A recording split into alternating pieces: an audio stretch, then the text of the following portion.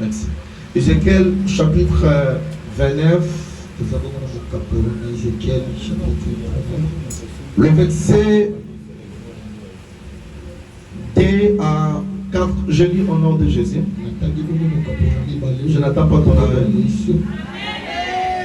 Fils de l'homme, tourne la face vers Pharaon, roi d'Égypte, et prophétise contre lui et contre toute l'Égypte. Parle et tu diras. Ainsi parle le Seigneur l'Éternel. Voici, j'en vais en toi, Pharaon, roi d'Égypte, grand crocodile qui te couche au milieu de tes fleuves. Et qui dit, mon fleuve est à moi. C'est moi qui l'ai fait. Je mettrai une boucle à tes mâchoires. J'attacherai à tes écailles les poissons de tes fleuves. Et je tirerai du milieu de tes fleuves avec tous les poissons qui se trouvent et qui seront attachés à tes écailles. Ésaïe chapitre 27. Ésaïe chapitre 27. Aujourd'hui, je vous prie vraiment de vouloir me suivre attentivement. Ésaïe 27. En ces jours, l'Éternel frappera des satures grandes et fortes épées, les léviathans, serpents fuyards. Les léviathans, serpents tortués. Et il tuera le monstre qui est dans la mer. Ésaïe chapitre 30. Le verset D. Qui descend en Égypte sans me consulter pour se réfugier sous la protection de Pharaon et chercher un abri sous l'ombre de l'Égypte. La protection de Pharaon sera pour vous une honte. Et pour terminer, Job chapitre 3. Job chapitre 3. Le verset 8. Qu'elle soit maudite par ceux qui maudissent les jours, par ceux qui savent exciter le Léviathan, et les étoiles de son crépuscle suspixissent. Dieu d'Abraham et d'Isaac et de Jacob. Il y a 2000 ans passés, tu as marché avec tes disciples par des signes et des prodiges. Je n'ai pas que le Dieu de Paul, mais tu es le Dieu de tout homme qui croit en toi comme Seigneur et Sauveur. Saint-Esprit, glorifie Jésus dans cette victoire. Tout esprit qui ne confesse pas ton nom, que ça soit neutralisé dans le nom puissant de Jésus-Christ. Ainsi priez, Amen. Vous vous asseoir en acclame très fort pour Jésus.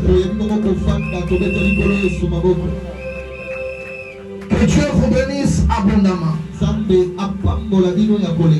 Tu ne quitteras pas ici tel que tu viens d'entrer. Peu importe les problèmes que vous en avez, je vous rassure qu'il y a un Dieu qui est capable de faire quelque chose dans ta vie.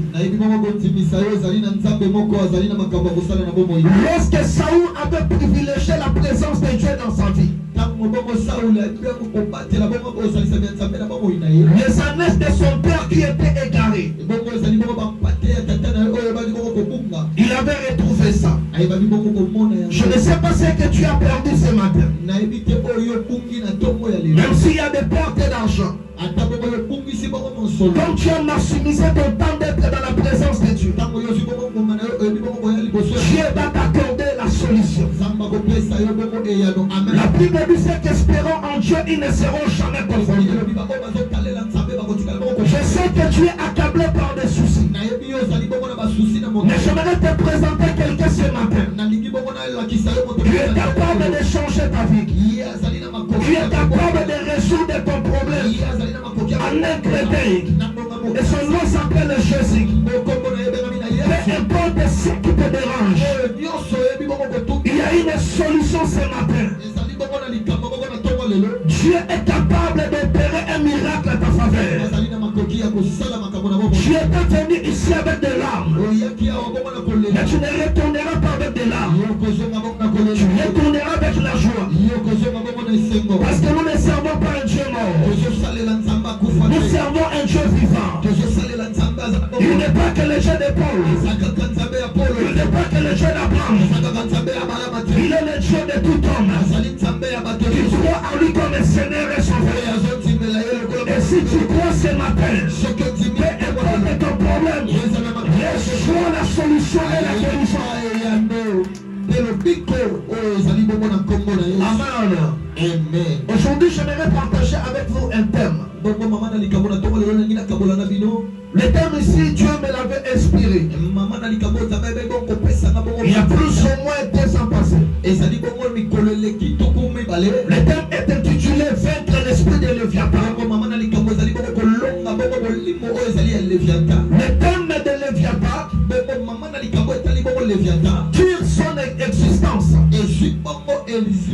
Dans le livre de Job, chapitre 3, le verset 8. Job, après avoir subi une accumulation de choses, de perte de ses enfants, de perte de ses biens, une santé brisée, il s'exprima en disant qu'elles soient maudites par ceux qui maudissent les jours et par ceux qui savent exciter le Léviathan. J'aimerais vous donner une définition de Léviathan. Léviathan, premièrement, c'est le prince des eaux. Léviathan, premièrement, c'est le prince des eaux. Et deuxième définition, Léviathan, c'est un monstre marin. Ésaïe chapitre 27 l'affirme que c'est un monstre qui est dans la mer. C'est un monstre qui est capable de modifier toute une planète. Job est un homme intègre. Un homme craignant Dieu à son époque. Il ne pouvait jamais imaginer que sa fille un jour allait être massacrée, allait être détruite par ce démon de Léviathan. J'aimerais vous dire une vérité. Lorsque vous marchez avec Dieu, vous devez comprendre une chose. Dieu n'a jamais été derrière la souffrance d'une personne. Dieu n'a jamais été derrière la souffrance d'une personne. Derrière chaque souffrance, dans la vie d'une personne, il y a toujours des choses. Soit c'est le diable qui est l'auteur, soit l'homme lui-même qui est responsable. Écoutez-moi, enfant de Dieu. Lorsque ta vie est attaquée par ce démon de Léviathan, la première des choses que vous allez commencer à remarquer, il y aura une succession des événements malheureux dans ta vie. Il y aura une succession des événements malheureux dans ta vie. des successions des événements malheureux dans la vie d'une personne n'est pas un bon signe. C'est un signe révélateur d'une influence diabolique dans la vie d'une personne. Beaucoup de gens aujourd'hui sont dans le royaume de Dieu. Beaucoup de gens aujourd'hui sont les enfants de Dieu. Mais il échoue pourquoi? À cause de la normalisation des choses. La normalisation des choses. Tu vois qu'il n'y a rien de va dans ta vie. Et tu es normal. Tu dis, oh Dieu lui-même est saint. Quand on regarde ta vie, on comprend que rien ça ne va pas. Et toi tu t'affous de ça. Tu vois, tu dis, il n'y a rien. La normalisation des choses n'est pas bien. Quand tu vois dans ta vie, il y a une succession des événements malheureux. Il faut chercher la délivrance. Il faut chercher à connaître pourquoi toutes ces choses est devenu mon épouse. Parce que derrière toute chose, il y a toujours un esprit. Derrière toutes choses, il y a toujours un esprit. Moi, je ne suis pas parmi des prophètes qui te prêchent en disant si un malheur t'arrive, reste calme. C'est la volonté de Dieu. Dieu n'a jamais été derrière la souffrance de une personne. Dieu gagnera quoi? Et comment souffrir? Amen. Papa, arrêtez de faire semblant. Quand on voit la vie de tes enfants, on comprend que rien ça ne va pas. Arrêtez d'être orgueilleux spirituellement. Cherche la délivrance. La délivrance vient par la révélation. Si tu n'es pas révélé, tu vas normaliser tout ce qui t'arrive. Mais si tu as la révélation, tu vas comprendre que derrière ça il y a un esprit. Parce que la Bible dit, le projet que moi j'ai formé, ce n'est pas le projet de malheur, mais c'est le projet de bonheur. Pourquoi le bonheur ne se réalise pas? Qui est derrière ta souffrance? Ce n'est pas Dieu. Soit c'est Satan. Toi-même. Amen. Écoutez, le monde est dirigé par la spiritualité. Et tu ne peux pas vaincre dans un monde pareil. Si tu es au bas de la montagne, il faut monter au sommet de la montagne et de recevoir des révélations concernant ta vie. Quand on regarde la vie de tes enfants, il y a un ça ne va pas. Cherche la délivrance. Lorsque ta vie est attaquée par ce démon de Léviathan, la première des choses que tu vas remarquer, il y aura des successions des événements malheureux, des pertes de choses, des pertes d'argent. Derrière ça, il y a un esprit. Je ne pouvais jamais imaginer que sa vie allait être friande. Sa vie allait être détruite dans cette démon de Léviathan. Écoutez-moi, lorsque Dieu avait raconté Satan, il avait dit à Satan, tu n'as pas vu mon serviteur Job. Il y a personne ici sur cette terre qui est comme Job. Satan dit à Dieu, si Job était clair, C'est parce que tu lui as donné l'argent. Tu lui as stabilisé. Essaie un peu de toucher à sa vie. Et tu verras ce qui va arriver. Il va te réunir. Dieu a dit à Satan, la nuit où font les choses, c'est comme si tu m'excites de te livrer de choses. Excité de dire pousser quelqu'un. En d'autres termes, mon père, Dieu a été influencé par le diable.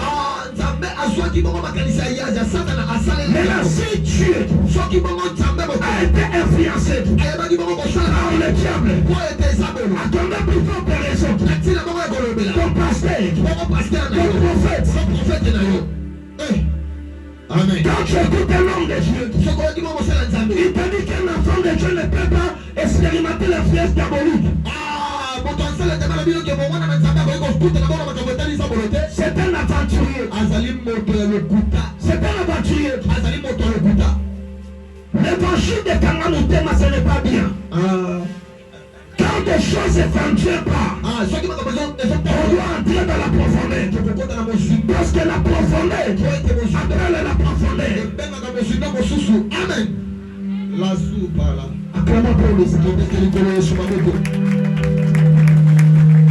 Écoutez, suivez-moi attentivement.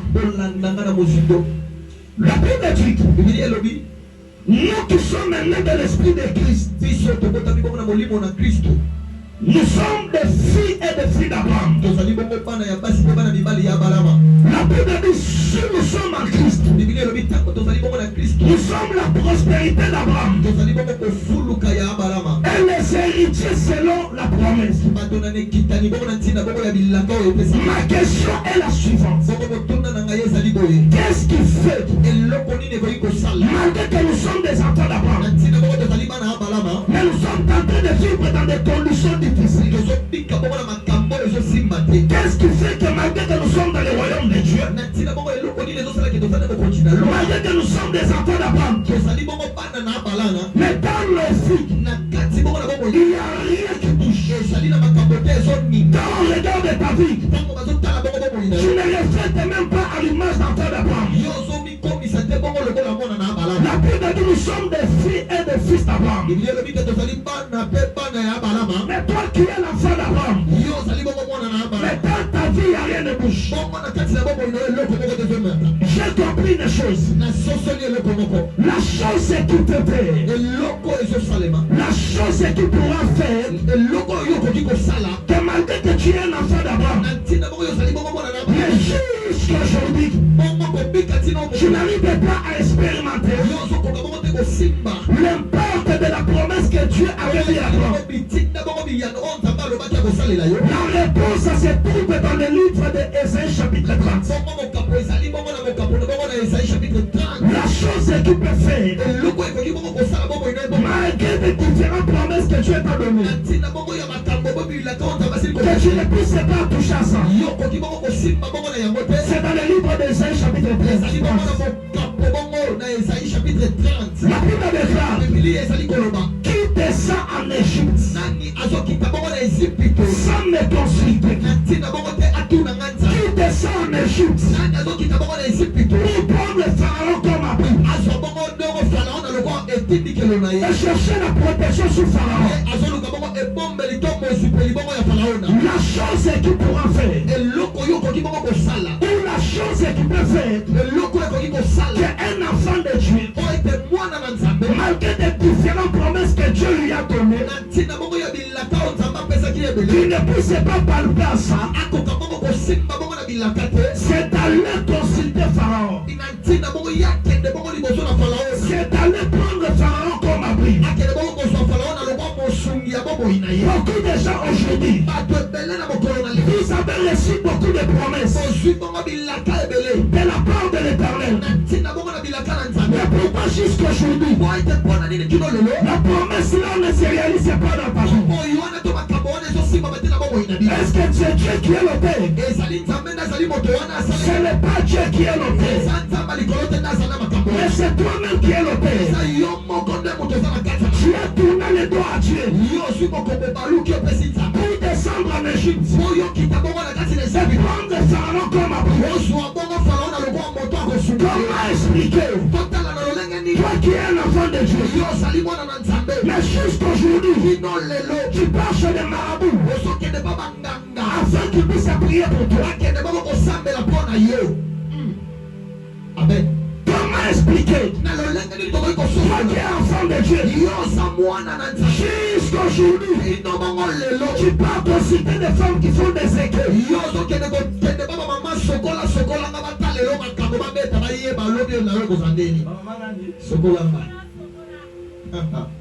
Comment expliquer, toi qui pries Jésus, mais de l'autre côté, tu pars consulter des femmes qui font des écueils? Comment toi tu as tué, mais tu pars chez des marabouts afin qu'ils prient pour toi? Jésus a dit, on ne peut pas servir de mes parents. Soit que tu as Jésus, soit que tu as Satan. 2026, on est à vraie position. Sinon pas, Dieu te frappera.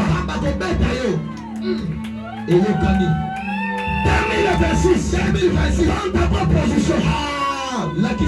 Soit que tu as Dieu, soit tu as Satan.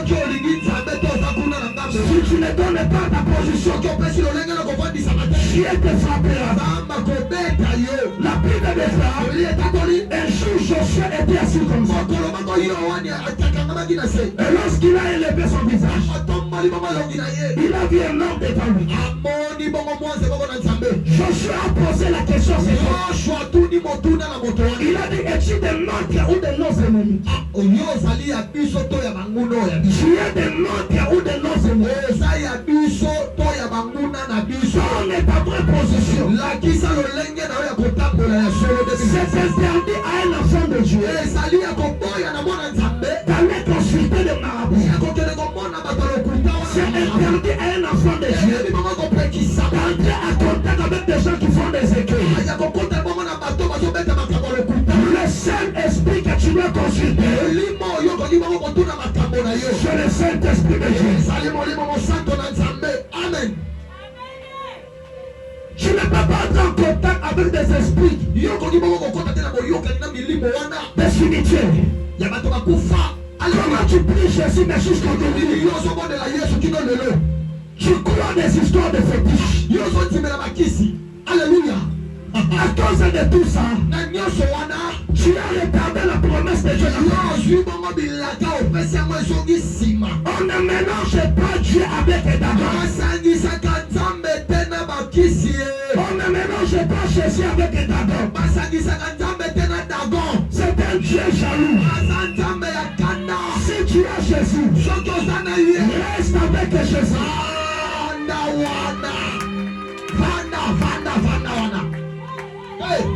Même si des choses en Dieu pour donne à Jésus la confiance. La Bible dit c'est qu'espérons Jésus, ils ne seront jamais parfaits. Même si aujourd'hui il y a rien qui bouge dans ta vie, mais ce n'est pas éternel. Il fera bon pour toi.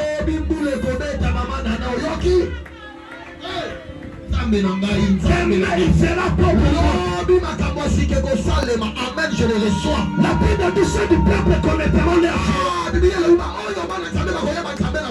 agiront avec fermeté. N'abandonnez pas. Parce qu'on ne touche pas la magie. Ne touchez pas la magie. Pour avoir des succès, reste fidèle à Dieu.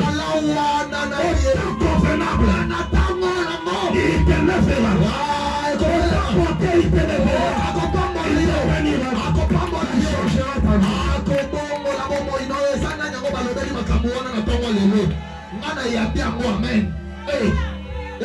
Même si les montagnes tremblent, la fidélité de Dieu reste. Alléluia. Acclamons pour Jésus.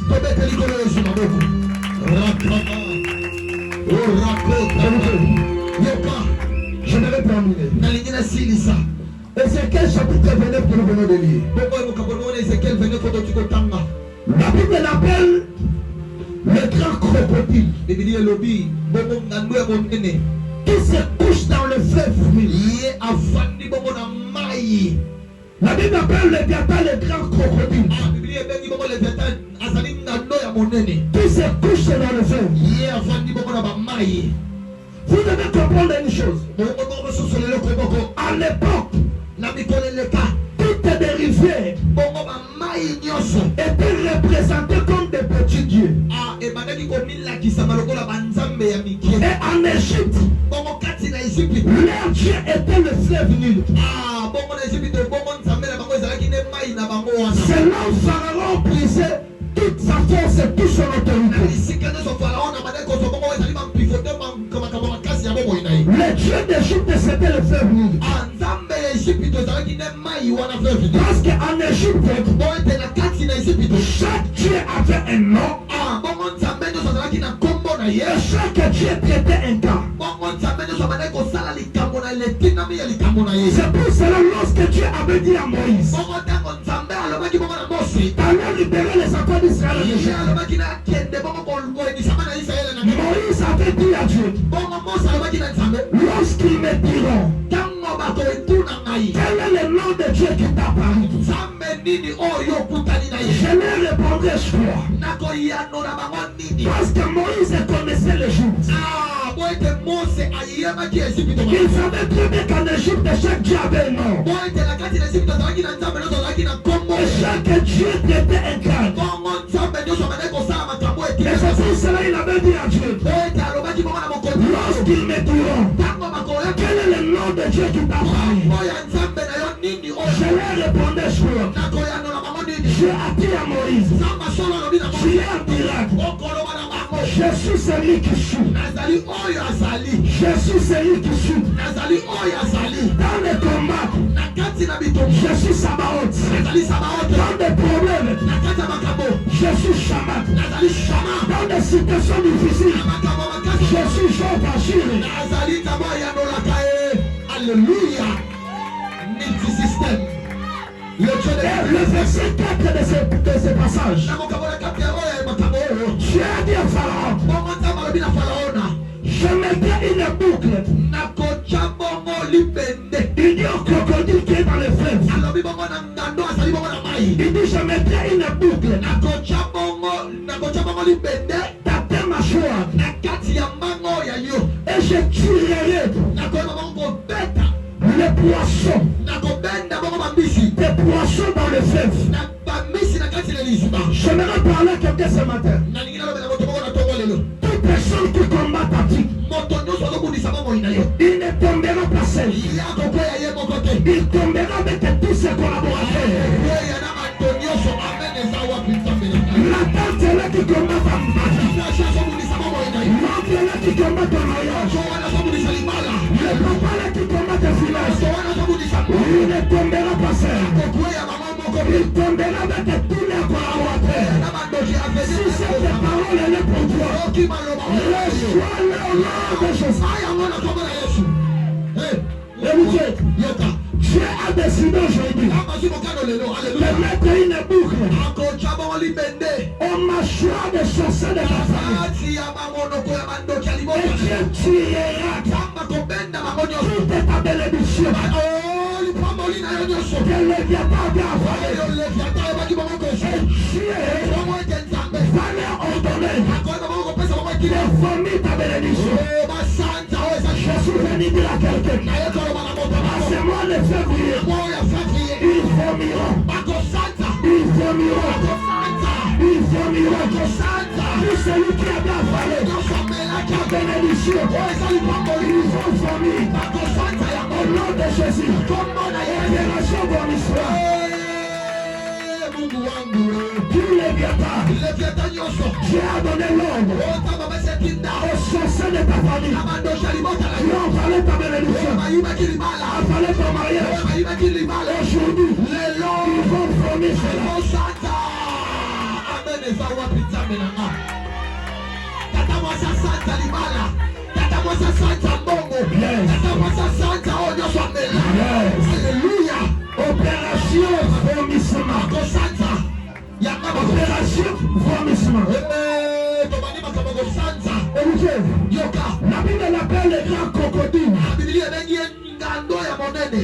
accouche dans les fesses. Lorsque ta vie est attaquée par cette démon de lui, son rôle, c'est de changer de jour de joie, de joie en tristesse. Ta vie aura toujours des problèmes, des successions des événements. À chaque fois, lorsque tu vas commencer à essayer un peu de déconner, cet esprit sera là. Tout te ramène encore derrière. Esaïe chapitre 27. Écoutez, la Bible dit, en ce jour, Dieu frappera le Léviathan, serpent torturé, le monstre qui est dans la mer. Dieu le frappera, personne ne peut plus être puissant. Toi Léviathan, serpent tué, serpent torturé, qui empêche l'évolution de cette ministère.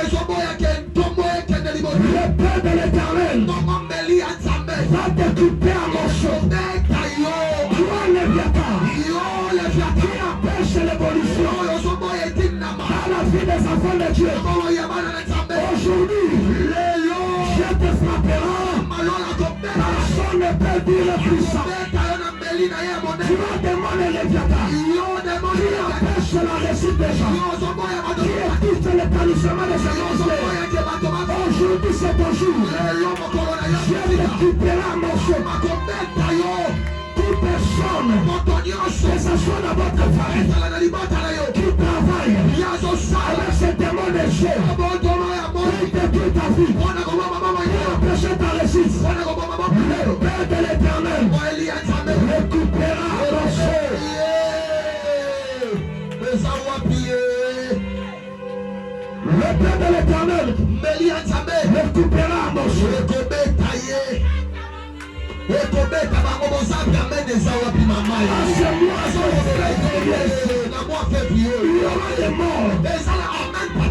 La personne qui a mis la palette à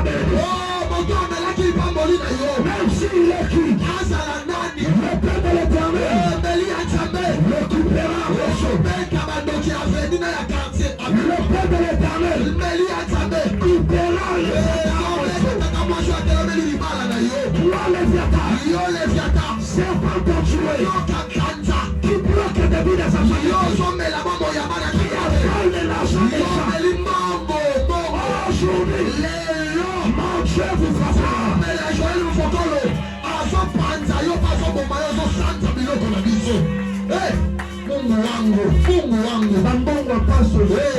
L'argent, alléluia, et Kendaka papa, tout moment, on est là, je souffre nango. Je connais un mouton, je connais un yazapo amela gabambonga ba.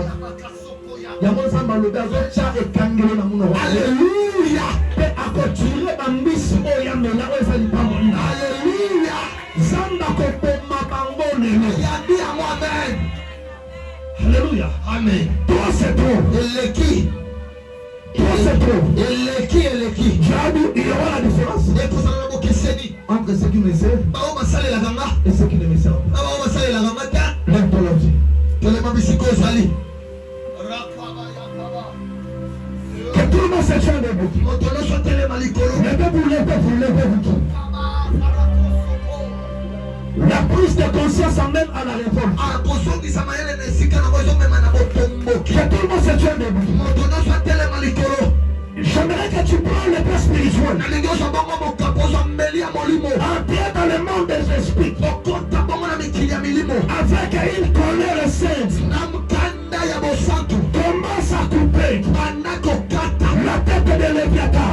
Même s'il y a des gens dans ta famille qui sont pas contents avec cet esprit. Commence à montrer ta maman sur la prière.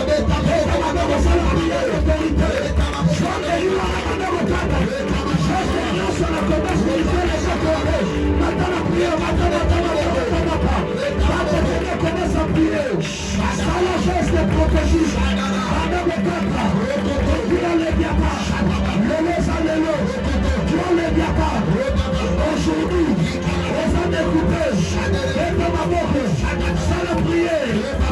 de Jésus. Au nom de Jésus. Maintenant la prière. Une bouche fermée. C'est une bouche fermée. Maintenant la prière. Une bouche fermée.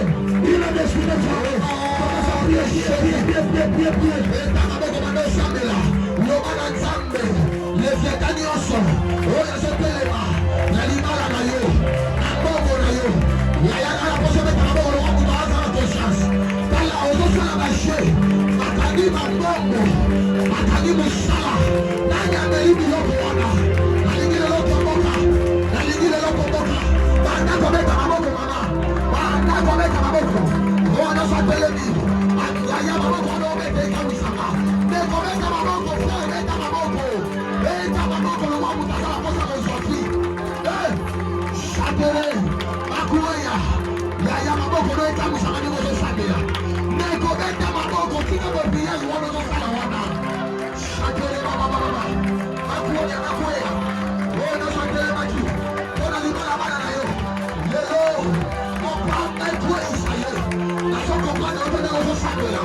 Natamoshi, Ona Boyana, Mamala, Mamma, Belimo, Yona Family, Shisha, Maladi. Je suis à la place, maman subit la famille, dans ma jambe pour eux, maman de mon pays, c'est l'amour.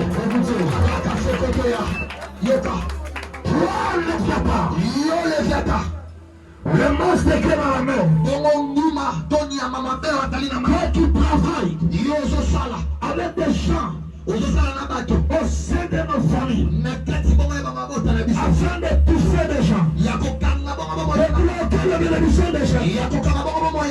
Aujourd'hui, le Père de l'Éternel te coupera.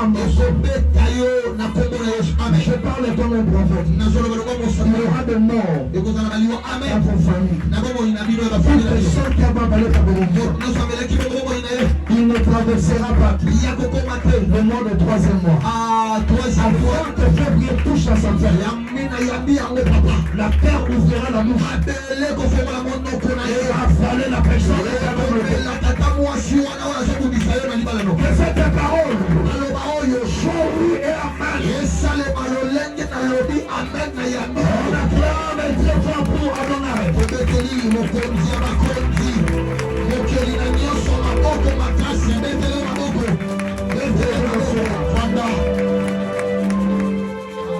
Le ciel est ouvert.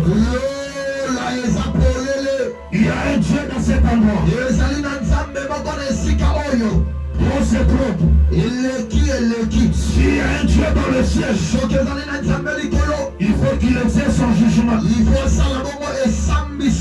Par le feu. Alléluia. Amen. Acclamons pour Jésus. Amen. Jeune homme, viens. Nico, Obali Telema.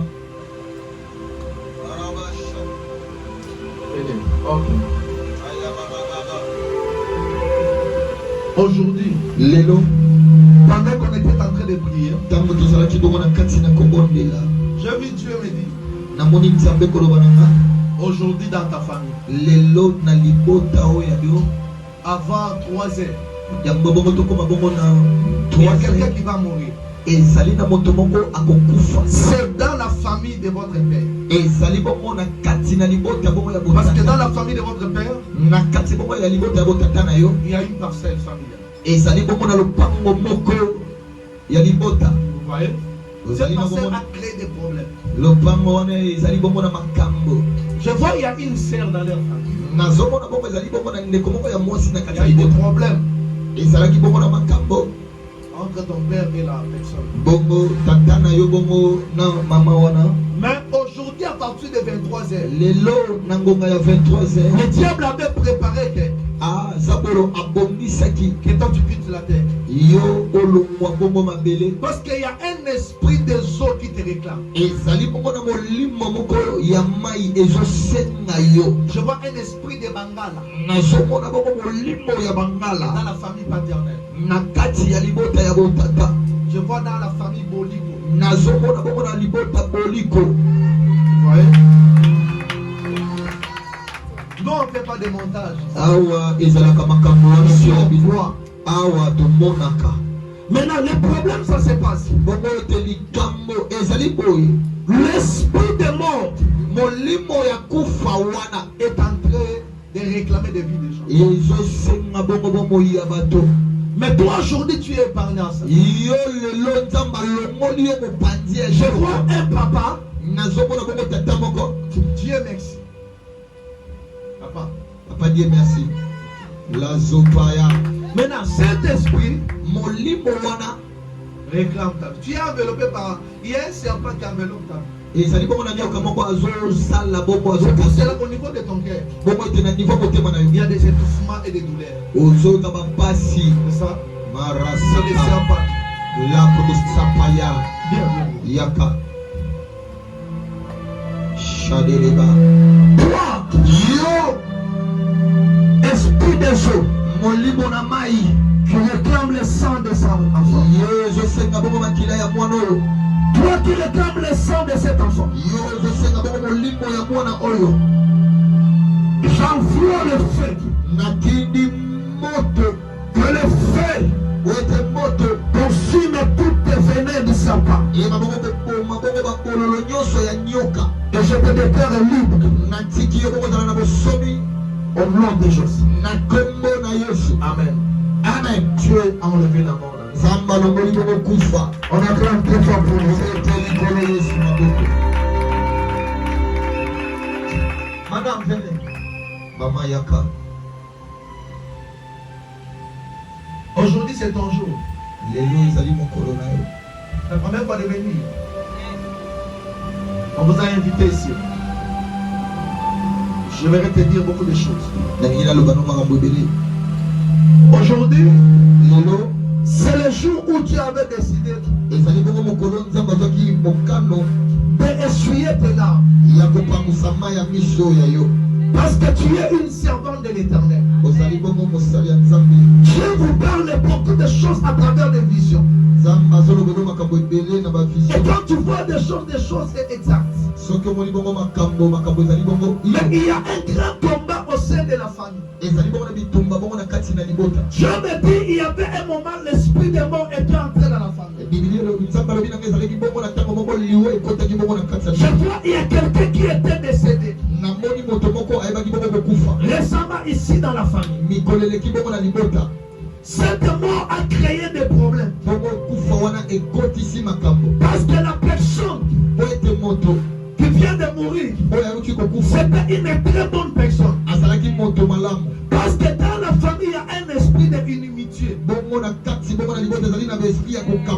Parce que je te vois avec une sœur. La personne en question, il y a un moment qui a tellement créé des problèmes. Parce que toi, tu as beaucoup aidé les gens au sein de ta famille.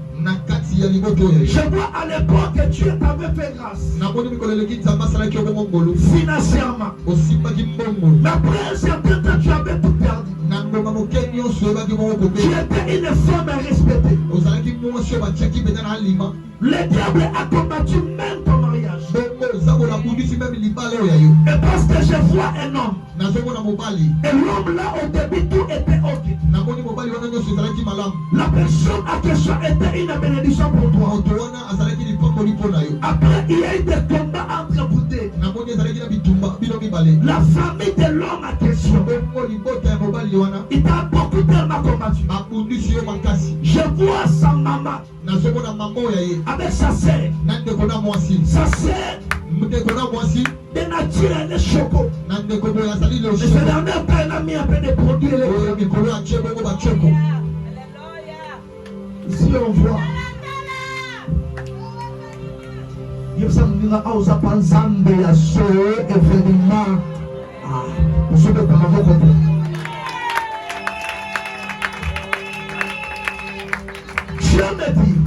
dit, je vois sa sœur, elle t'a créé des problèmes.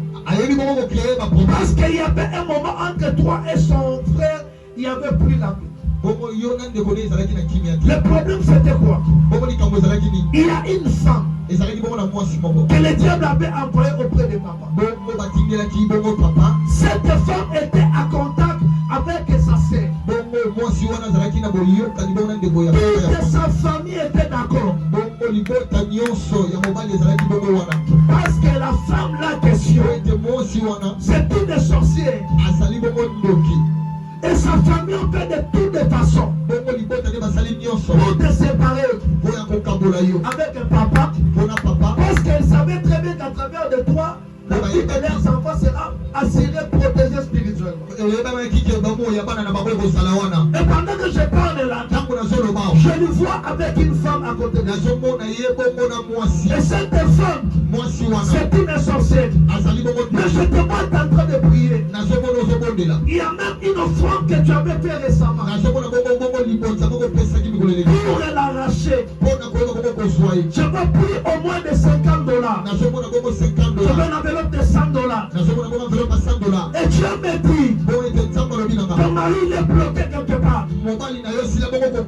Mais tu te kokanga poses des questions, est-ce que c'est l'homme de ma vie? ozomituna motuna eske azali bongo mobali ya bomoi Oui, Dieu nanga me dit c'est l'homme de ta vie. azali bongo mobali ya bomoi nanga Mais il y a un combat eza bongo na bitumba qui esale bloque ta vie, sa vie. ekanga bongo bomoi na ye Je vois il y a une personne. nazomona bongo ezali na Et la moto personne en question, nazomona bongo moto wana il porte le prénom de Annie. nazomona moto wana bengami na kombo ya ani Mais je vois une semence de monde de ténèbres. nazomona bongo na mosindo ya Dieu me dit de prier pour toi nzambe alobi nabondela mpo na yo afin de détruire leur plan. ya kobebisa bongo moyindo makambo ya mobali na yo Parce que ton mari, mobali na yo il est bloqué.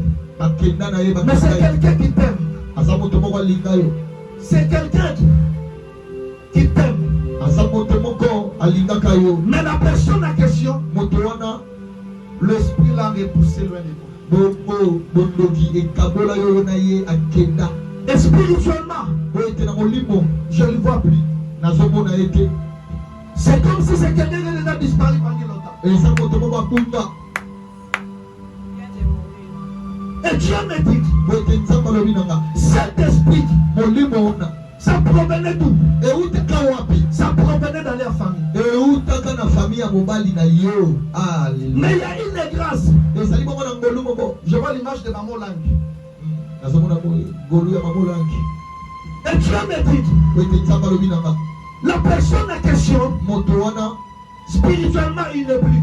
moto wana na molimo aza lisusu te Quand je parle spirituellement, il n'est plus. ntango nazoloba na molimo aza te Je m'aimerais dire quoi par là? nalingi naloba nini wana Je m'aimerais dire ceci. nalingi naloba boye Il y a une femme eza bongo na mwasi moko que le diable va envoyer auprès de ton mari. oyo nzambe natindaki liboso ya mobali na yo Cette femme, mwasi wana jusqu'à aujourd'hui, kino lelo elle est en contact avec sa femme. aza na boyokani na famille La ya prophétie mobali que na je yo te donne, lisakoli oyo nazopesa c'est pas la prophétie de maintenant. eza lisakoli ya sikoyo Ce sont des choses passées. eza makambo eleka C'est pas aujourd'hui. eza lelo te Ce sont des choses passées. eza makambo elekaleka Parce que je vois plus ton mari. nazomona te mobali oyo ya Je ye vois comme une femme nazomona lokola mwasi a moko mis des histoires dans la nourriture. namoni lokola mwasi moko atie biloko Et la personne n'est plus. na biloko boye mobali aza lisusu te akei Et son âme est partie. mobali akei Après, il n'est plus sur la terre. aza lisusu na mabele te Mais Dieu me dit, po ete nzambe alobi nanga ce combat c'est dans la famille. bitumba wana eza kaka na libota na yo Ils t'ont combattu sérieusement. babundisa mpe Tu as bazobundisa des problèmes même au niveau de ton ventre. osana Ils ont combattu même la maternité. babundisaki meme kokota Et Dieu me dit, po ete nzambe alobi à cause de tes sacrifices, na ntina basakrifisi na yo Dieu a dit, nzambe alobi aujourd'hui, lelo c'est ton jour. eza mokolo na yo Je vois une personne qui porte le prénom de Nana. nazomona nkombo moko babengi na nana Nana, c'est toi. géolocalisation prophétique Et Dieu me dit, dis à Nana, nzambe alobi nanga yebisa nana aujourd'hui c'est son jour. lelo eza mokolo na ye Aujourd'hui c'est ton jour. lelo eza mokolo na ye Tu vois, tu étais attaqué oza même au niveau de ta jambe ici, récemment. Mais tu es le servant de Dieu. oza kosala nzambe mwasi Tu as décidé de t'honorer de te visiter. nzambe azwi mokano ya Regarde ce que je suis en train de voir. tala oyo nazali komona Je ne te vois pas ici à Kinshasa. nazomona awa te Je te vois à l'extérieur. nazomona libanda mboka Les cadeaux que tu as décidé de te donner, eloko nzambe azwi mokano c'est apesa de mettre le visa dans ton passeport azwa visa tya na kati na et d'aller vers le Canada. oh confirmation Le ciel a décidé que des choses soient faites. nzambe azwi mokano ezala bongo Parce qu'il y avait un dossier ezalaki na dossier depuis longtemps. ya voyage Il faut que vous quittiez ce pays. po Il y a eu des complications. Mais Dieu a prouvé ça. Tu ne quitteras pas, tu termineras pas cette année comme ça. Avant décembre 2026, tu vas au Canada. Et Dieu te dit, il y a quelqu'un qui va t'honorer encore. Ça sera un homme de Dieu. Il viendra auprès de toi. Je te vois au Canada. Dieu me dit, dis à Nana. C'est fini. Nana, c'est toi, non? Dieu dit, dis à Nana. Aujourd'hui, c'est son jour.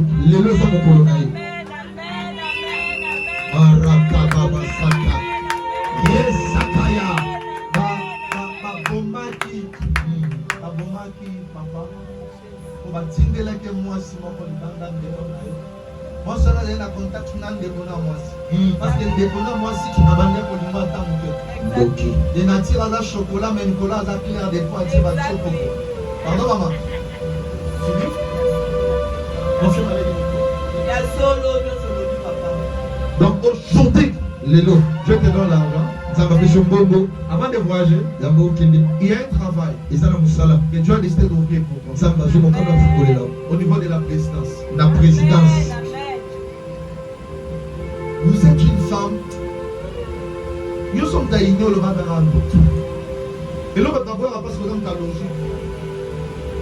Mais, maman, sorcellerie. Il y a attaqué dans ma casa. Et quand tu es dans la famille, parce que Dieu me montre dans la famille paternelle, il y a une puissance de la sorcellerie. Je te dirai beaucoup de choses après. Dieu d'Abraham, et d'Isaac. Aujourd'hui, c'est son jour. Fais grâce. Amen. Maman, Zamba nous c'est pédissant. Namon mobile moko amna eza suna mokilite ba bobi ya kogoma parce que zanga kikoyoka makambo ndia koyisa confirmation ce ka yoka kiyo alinaka kufate amen parce que mobile asiba kimwa mbongo mais ba tiaka esprit ya servitude na famille amen parce que yeki boko solo na likambo boye mais surtout famille na bango ba prophète ezaki passe kwa yoka en plus tant ba bandi ba malade. Avant, ça va demander que moi, si on va sur l'inaba, pour la pour ma maman. Moi, si mon corps. Moi, si on a Zando qui a à travers moi, si on a un ma bomi. Moi, si on a un zombie, moi, na mon. Mais ça, moi, n'est pas pâté. Et ça, moi, n'a pas celle qui m'a camoué. Mon bain, non, dit magique. Et ça, moi, n'a pas. Quand tu n'as pas quoi, quand tu il y a hier. Maman lobi? Eza bongo papa. Mwasi wana bota ki mwana koseli mobile na ngai. Bana ngai boso yao. Eza mbala na ngai boso. Mwana na ete. Mais ba biseke kala mwana na. Anoni maki. Omoni naka mo asoza prophète solo. Ndenge nini oza montage à prophétie. Biso oza montage na. Amen. Nous ici on a un Dieu ici. Maman, il y a une petite prière que j'aimerais faire pour toi. Les hommes de Dieu, ma bonne qui m'a dit ça, tant mon papa il y a une alliance morte que je dois prise. Amen. Fais ça le bon côté alliance.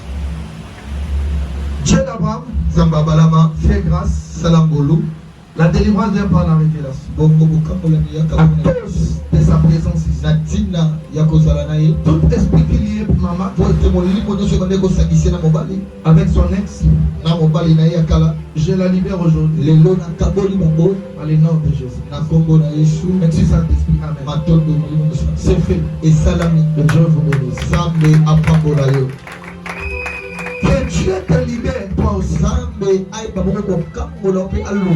Partout là où vous avez en prison. Ici, Kamakangio Namaboloko Yamolili. Amen.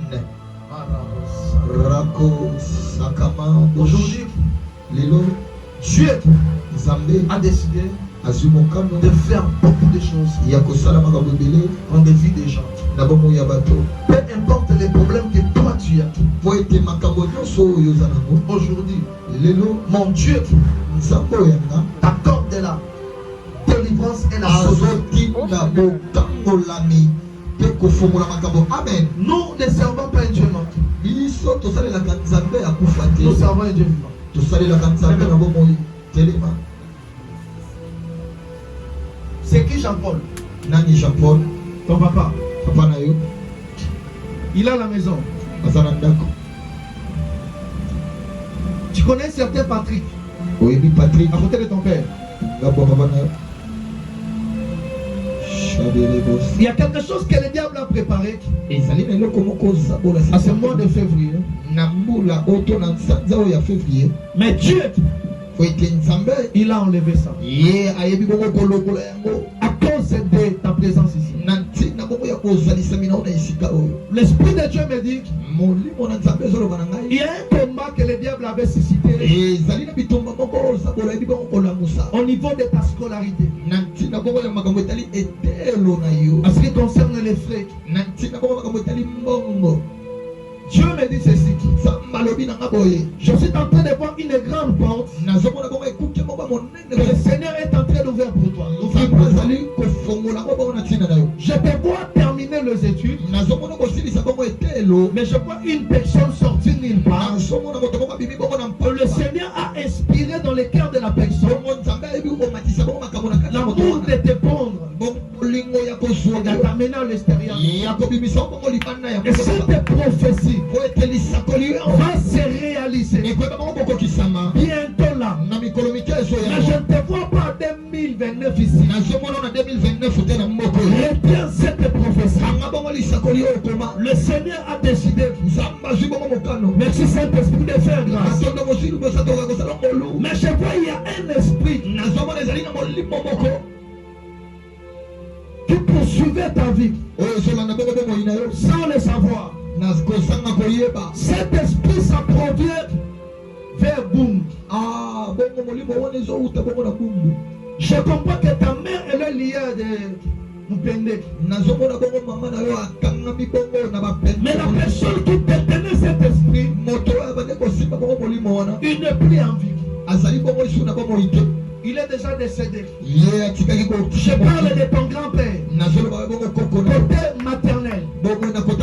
Il était métique, provenant de Bandoun. Précisément vers Boum chez Mapende.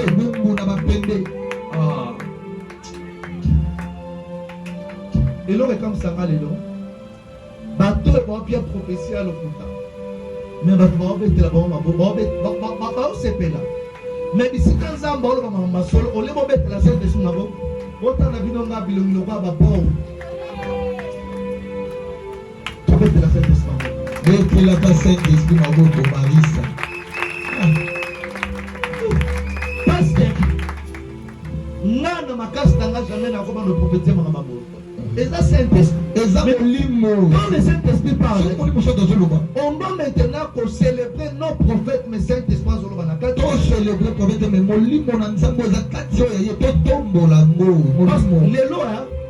ma montage dans ma prophétie.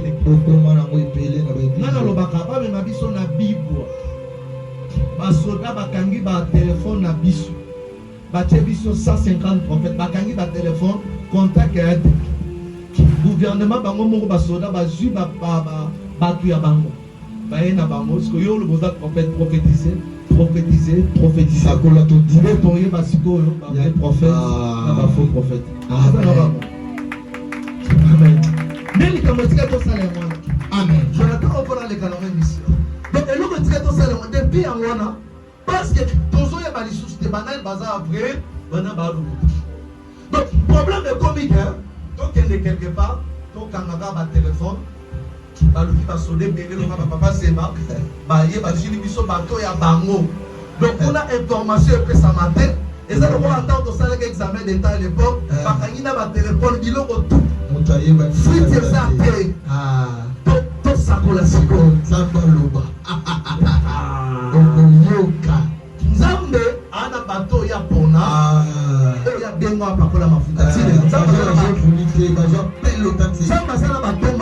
Alléluia. J'aimerais vous choquer. L'église a miné les gens mais les gens ont mis dans l'église à je sais ce que je dis. Tu n'as pas fait la prophète. perd son âme. Avant Koufa, tout en a été. Mais ça va pas mourir. A ben dans ma toile, si n'a qu'aucun pas mon côté. On a l'autre à l'oral l'hôpital. A dit que là, on a vidéo, on a ma preuve. On a papa. A dit que pas nous va retirer Mario. Bah, on y a ce moment là. Bah, coquille, elle n'est pas dans ma montagne. Yo dans ensemble mon écabamo. A bien on a pas ma caméra la coquille. Après, si ma micro la lobara ma caméra. Aïe, mingi bozo na bana nzambe bango bazasuta propriété bango te eza azana restaurant bango bazata propriété bango eza ba intercesseur na kamoka bato église d'abord eza ba intercesseur des ayo ngai na tenir l'église plus de 14 ans na zana intercesseur église en intercession et si au jour intercession dans stade dans année pourquoi na tenir en mobo je suis les rares des prophètes nazalaka pourquoi je peux commencer à prier de 22h puis 5h. On fait un step ma wombiste. Nous avons des amis dans une histoire comme ici.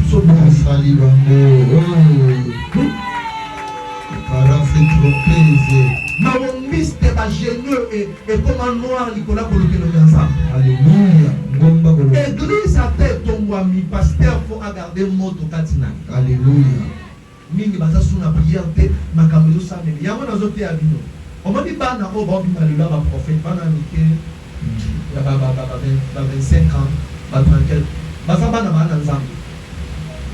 Que celui aye pas no ba bio ko besi ozana ngo soutenir ba. L'église au Hollanda wana zamba. Yango bokomona likoleko ya ndenge loi et zo ba docteur et pas attaquer 3 pasteurs à minel. Quand on a chassé bana bokomona tout tambola na kobanga. Nous on a Dieu.